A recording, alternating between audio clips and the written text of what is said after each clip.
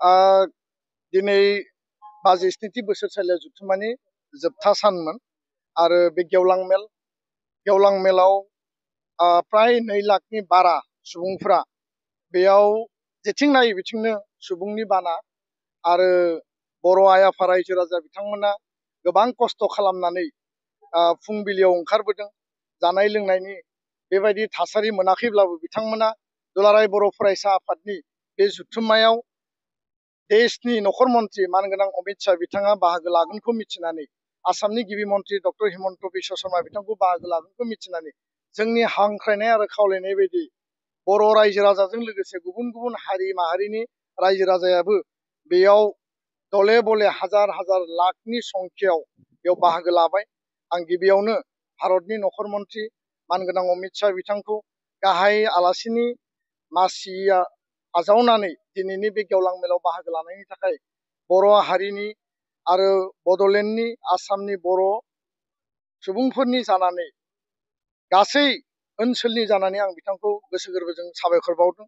आसामनि गिबि मन्त्रि बिथांखौ आं साबायखर बावदों आरो गासै बाहागो लाफैनाय आइ आफा रायजो राजाया जि दुखु खस्थ' सहायनानै दिनैनि हाबाफारिखौ जाफुंसार होबाय, बे थारैनो मोनसे जारिमिनारि जुथुम आरो बे 52थि जथुम्मानि गेजेरजों जारिमिनाव जोङो मोनसे अमर हांखोजों जोङो लिरबाय जे भारत उदांस्रिनि दिनैनि समसिम आरो दुलाराय बर' फरायसा आफाद 1967 मायथाइनि गायसननायनि उनाव दिनैनि बे 58 बोसोराव दुलाराय बर' फरायसा आफादनि जि अपेन सेसन, जि गुबै आरो गाहाय हाबाफारि, बेयाव देशनि नखर मन्त्रिया गाहाय आलासि महरै बाहागो लादों।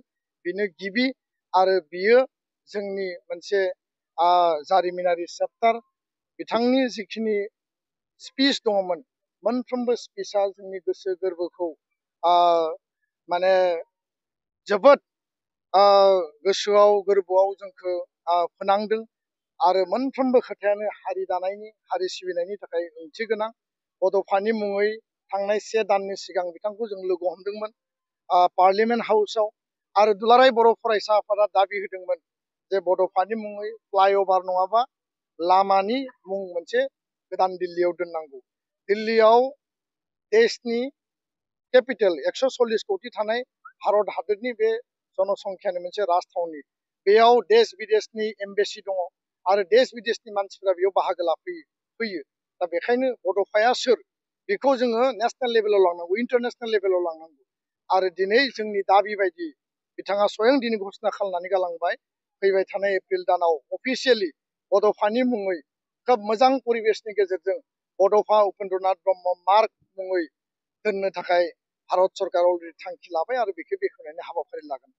नैथि खोथाया जाहैबाय जे बड'फा उपेन्द्रनाथ ब्रह्मनि जि सिमां, बर'नि थामोनथा रैखाथि आरो जि आत्मनियन्त्रणनि थाखाय जि सिमां नुदोंमोन, बे गासै सिमांखौ मोगथाङाव जाफुंहोनो थाखाय बिथाङा मोनफ्रोमबो बड'फानि सानथौ सानस्रि सिमांखौ मावफुंनायनि थाखाय भारत सरकारा बिबान लानानै खामानि मावगोन, बेखौ बिथाङा फोरमायलांदों आरो बे खोथाफोरा जोंनि थाखाय बेसेबांबा ओंथि गोनां। बर' गोजोन गोरोबथानि जिखिनि दफा 80% दासिम जिखिनि मावफुंबाय, बिथांनि जि रिपर्ट आरो बे मावफुंनायनि उनाव आद्रा थानाय जेरैबायदि जोंहा गामि सोसनबावनांगौ, 125th एमेन्डमेन्ट पार्लियामेन्टआव बेखौ बिल लाबोनांगौ, कार्बि आंलंनि इस्युआ जोबनांगौ, बर' कसारि काउन्सिलनि इस्युआ जोबनांगौ आरो एनडिएफबिनि बारग' दैदेनगिरि बिथांमोनखौ जेलनिफ्राय उदाङाव लाबोनांगौ। बिथाङा मोनसे मोनसे गासैखौबो बुङाखैब्लाबो बे खोथाखौनो प्रमान खालायो जे फैबाय थानाय 2 बोसोरनि गेजेराव एकर्डनि मोनफ्रोमबो दफाखौ 100% मावफुंनानै बर' गोजोन गोरोबथानि जिखिनि कमिटमेन्ट बेखौ फुरा खालामगोन होननानै बिथाङा घोषणा खालामदों। जे दुलाराय बर' फरायसा आफादनि जोबथा थान्दै मेलाव जोङो माखासे रिजुलेसन एडप्ट खालायो। बेनि उनाव जोङो जि गोजाम आफाद, दानि आथिखालनि बे आफादखौ डिसलिउसन खालामनानै संबिधानाव होनाय बायदि निउ कमिटि फर्मेसन खालामो।